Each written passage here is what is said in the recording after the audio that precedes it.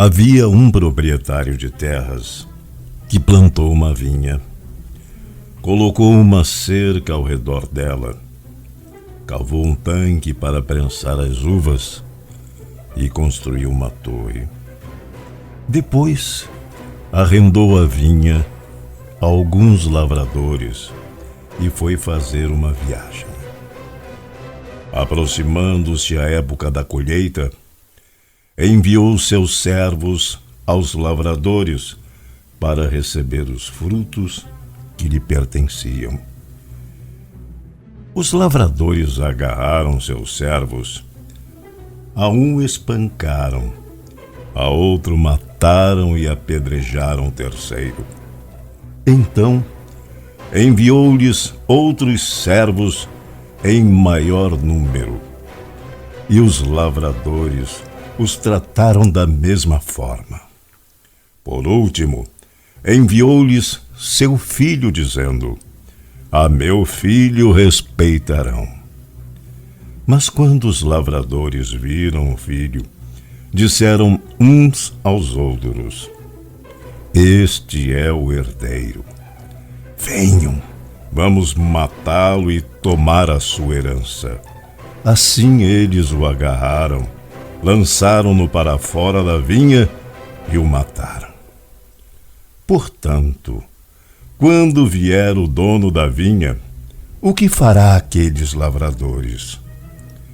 Responderam eles: matará de modo horrível esses perversos e arrendará a vinha a outros lavradores, que lhes deem a sua parte no tempo da colheita. Que bom estarmos aqui novamente e para falarmos exatamente sobre mais uma parábola de Jesus. E essas parábolas são maravilhosas porque elas têm um contexto que, de certo, muda a nossa opinião e o nosso conceito, até mesmo sobre a passagem de Cristo. A forma como ele conseguiu para se comunicar com o povo daquela época, fazendo através até mesmo dessa parábola uma verdadeira anunciação. Ele estava já mostrando ao povo o que seria o futuro. Se não, vejamos. Vamos começar gradativamente, não analisando a parábola em si, mas mostrando alguns momentos e alguns personagens. Dentre eles, o dono da vinha. Quem era o dono da vinha? Deus. Claro, foi Deus que construiu tudo perfeito nesse mundo, que colocou as coisas no seu devido lugar para que as pessoas pudessem aproveitá-lo da melhor maneira possível. Foi Deus que, com a sua grandiosidade, colocou para o homem momentos perfeitos para que ele pudesse viver. Mas, infelizmente, as coisas não são bem assim. O homem não consegue entender a grandiosidade de Deus. E aí, nessa passagem, ele coloca aqueles lavradores. Quem seriam aqueles lavradores, aqueles arrendatários da terra? Seria o povo de Israel. Seria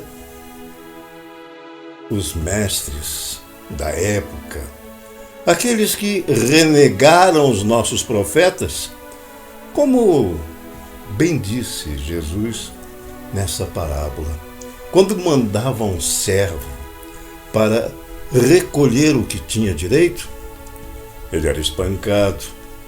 E o mesmo aconteceu não só com os profetas, que na verdade representados estavam através dos servos, mas também o próprio Filho. Jesus também naquela época não foi reconhecido. E por não ser reconhecido foi espancado, maltratado. Eu até poderia buscar uma outra, vamos dizer assim, um outro entendimento do que foi essa parábola.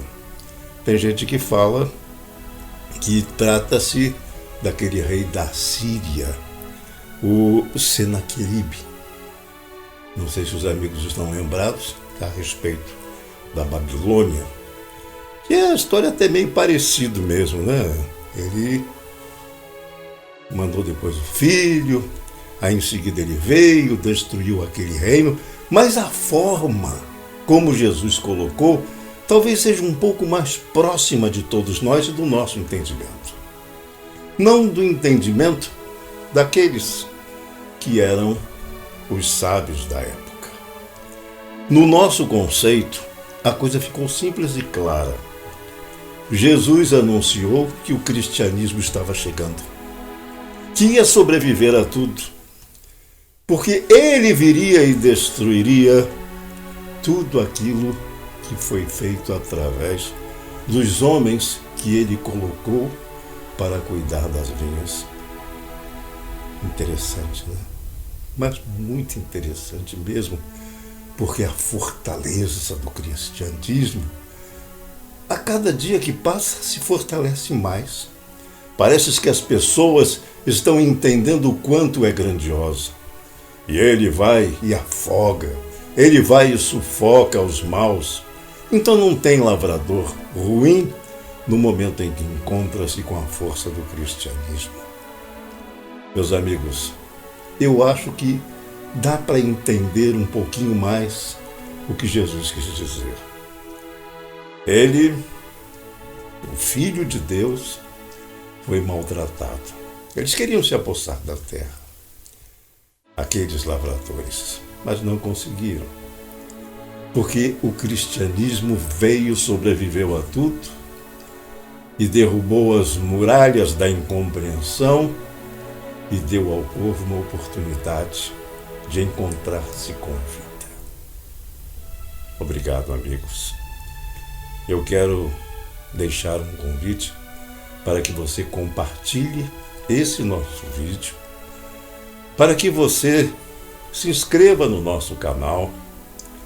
Não se esqueça também de deixar um comentário importante para as outras pessoas que vão acessá-lo. E, acima de tudo, divulgue a palavra, porque ela é soberana. Ela é a nossa e a sua vida. Agora, fiquem com Deus, porque com Ele eu também vou.